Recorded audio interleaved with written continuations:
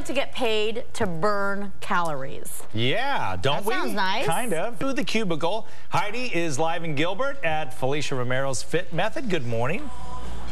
Hey, good morning, guys. Yeah, a lot of times when we think about getting fit, we think about coming to the gym and maybe taking a class or hiring a trainer, but you don't even have to leave your cubicle. So it's great for those of us who actually have a desk job. Felicia Romero is our go-to gal for getting us toned and fit in time for fall. We were talking about that earlier, but really all year long we can be working on these things, getting fit in the cubicle. So let's start with some pretty simple arm and leg exercises to tone things up. Well, all you need is a chair, and you know, this is something you can actually keep at your desk or cubicle, are 2 to 3 pound weights. Okay, so here are your weights. Got it.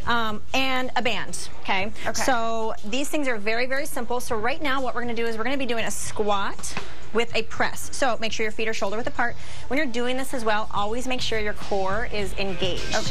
So dumbbells here, you're going to squat up and press and sit back down. And then with the rolling chair, you really want to make sure that you're not pushing against the chair. Right. Sliding into your neighbor. Right. So be very, very careful. Yep, like just that. like that, right? Squat and press. So you're going to do about 15 to 20 of these. Okay. So from there, move to the edge of that seat, nice and tall. We're going to go into a side lateral. Okay. Again, this is so, so great for posture. As we sit in a desk, you start to slouch a little bit. So you want to sit back, shoulders back. Shoulders back. Now, these are only 2 pound weights. A lot of people will say this isn't going to make much of a difference. What do you say to that? I think it's going to make it's better than nothing. It's going to make a difference. As long as you're keeping those reps up and you're being consistent. Plus, you don't want to start sweating at your desk in front of your coworkers. No, right? You just want a light burn, and these will get you there. Okay. So then we're going to go into some dips. So again, you want to make sure that chair is pushed up against your desk. Okay. Especially since most offices have those rolling chairs. Feet are 90 degrees. Okay. Coming now down. Let's talk about feet placement. If you go further out, is that better? Further out is harder. Okay. Yes. So if you come a little bit more closer in, and we are here at 90 degrees, it's going to be a little bit easier, a little bit more controlled.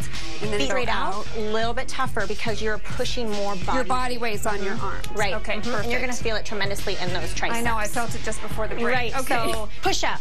So push that out of the way. Again, using your desk. Okay. So great for your upper body. You're here. You're coming down into a push-up and back up. And do you recommend like breaking these up obviously throughout the day, doing a couple during one break, your morning break, and then maybe some at lunch, some afterward? Something I always tell people is, hey, maybe at the top of the hour, do a couple exercises and do that every hour. By the end of the day, you have 25, 30 minutes of All right, let's get back to the buns because everybody wants nice buns always, but especially in those skinny jeans. So the band, again, bring your band to work with you. Band to work. You can keep it right in your desk. You don't have a band, so if you don't have one, it's totally fine. Using your chair, nice and tall, and you're just going to come out to the side and back in. All right, good stuff, Felicia. Thank you. So Scott and Tess, when we all stand up and start doing these in the GMAS area, Scotty, no laughing. Okay, you got to join in. You got to be a part of this. Scott needs to do these too. We're on a mission to get fit. All right. You can do it right here during commercial breaks. I've got my bands at home. There you go. Heidi? I thought you said you were going to buy me some or something. Oh, like one of those deals. Another excuse for not working out. Thanks, Heidi. All right, we've got some breaking news. I know this sounds like it never happens in L.A., but a chase on a freeway there, and it appears to be a stolen vehicle. Is that what you're finding, Tess? Yes, that's right. According to the NBC affiliate, at least in Los Angeles, KNBC. This began at about 8:45 this morning, and you can see this has been on several different freeways. We've heard the 10 and now as well on the 60 going westbound. This is a black Toyota Camry that you see there in the fastest lane, and this looks like it probably is around the 60 because that goes down to 2 lanes in some points there, almost towards Orange County area. But again, it began, we're hearing 8:45, so over an hour now that this police chase has been going. Wow, yeah, it's now in the San Gabriel Valley. You know, it's always amazing. You drive out in LA, and you know this, the traffic is crazy backed up, but whenever there's a chase, the freeways open up. It's the bizarrest thing, but obviously that is a media helicopter following that. There's always lots of helicopters, including a police helicopter, and we can't see any police cars there from that shot, but they're likely behind the guy. But we'll continue to follow this and let you know if anything interesting happens. But, you know, Tess, they always get their guy. Yeah, and hopefully they stay safe and no one's hurt in this. That's what you have to worry about when there's such a high speed going on this, and obviously well, yeah, I mean, it's not like too busy of an area in this part. There. Yeah, this must be on the outskirts of LA itself, and we'll get more information and continue to track this high-speed chase going on in Southern California. All right, we continue to track.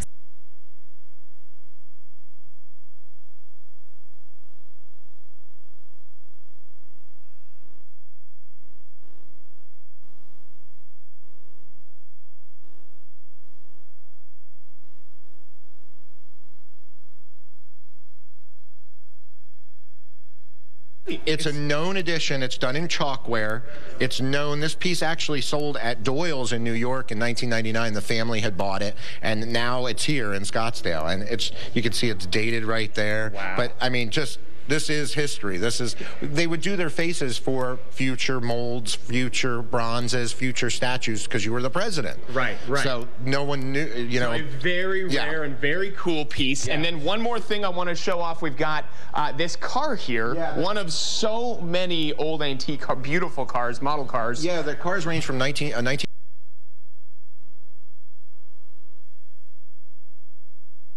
Saturday, that is when it's starting this weekend. We're talking about 25,000 or more pieces out to check out. That stuff is so amazing. I would love to go in there with your checkbook.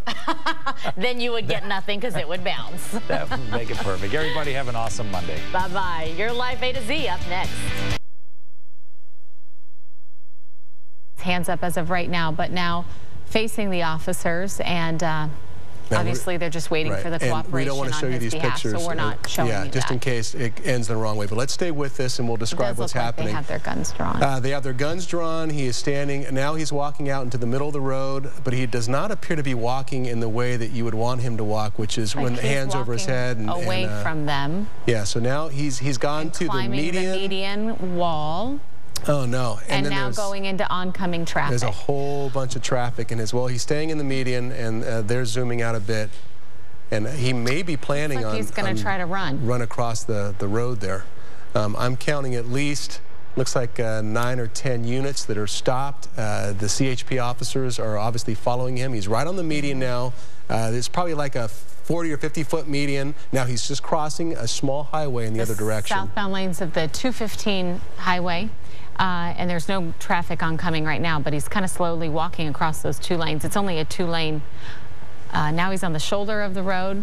Big semi-truck just came right up next to him. And he's not running. No, he doesn't appear to be suicidal or anything like that. He's just walking casually along the other lanes of the freeway. So now the CHP officers are scrambling. They're getting back in their vehicles, and they're probably going to try to come around, at least some of them, and get on those other lanes of the freeway and turn back around and come towards him. He looks a little disoriented, and he's got something in his hand right now.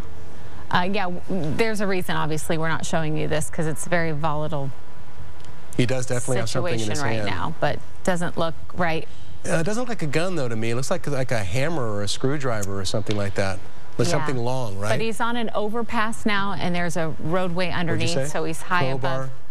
Looks like something like that. But now he's on an overpass, and he's running out of options here when you think about it, because he's probably a good 20 or 30 feet in the air on top of an overpass with another highway below him.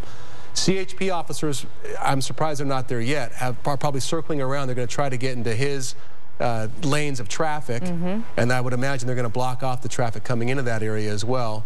And that looks like they are right underneath. Right, so underneath they're blocking it just in case he decides to jump or something, and then on the other side's here. So this is ending in a way that you just don't see very often. No, oftentimes they are a little unpredictable, but they usually always do end, you know, with the suspect in handcuffs. But right now he is still wandering these lanes of the freeway.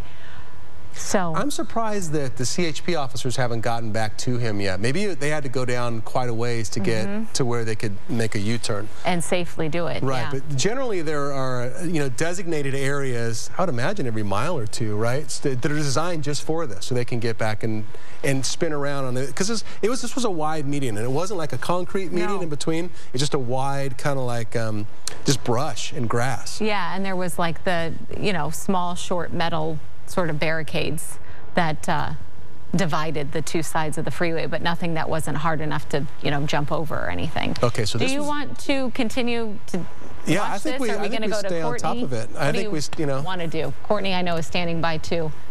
Well, so this chase started like right around a little east of LA and heading out towards Ontario, and now just, you know, after about 2 hours almost, or an hour and a half of the chase, he basically gets out and starts walking on the freeway. And that's where he is right now. In those southbound lanes is slowing because they obviously see a man standing on the side of the freeway wandering around. Okay, so now we can see what he's got in his hand. It appears to be a, what is that? Sword? It's long. It almost looks to be like the length of a sword, but I don't know if it was a sword. And I don't know exactly what it is. But now the traffic is stopped behind him. Because he keeps walking across the 2 lanes of traffic, and obviously... What'd you say, Celeste? You want it? Are we streaming this on News Now right now? I need to check that for you, but it looks as the traffic is stopped underneath the bridge as well, so in all directions as well as underneath. right there, they've stopped the traffic underneath those lanes, so no traffic can get through. Him, which is so odd. See that officer? It looks like they are, they're in the median, but they haven't crossed over, and it might be just because they don't know sort of his mental situation right now, I think, and where he is. I mean, he's obviously not. And he's in a position now that, you know, any number of things can happen because he's up on top of an overpass. If he was suicidal, he could jump off that overpass. I don't know if it's high enough to end his life, but it could definitely hurt him. Well, definitely. And at one time, it looked like he was thinking of doing that. He had one leg over the wall there, but right now he's just sitting on the side shoulder of those lanes of freeway, and now some traffic is going through once again. I'm shocked that they haven't stopped the traffic next to him because they've got their cars just kind of driving right past him. And we saw all the, I mean, now just on the other side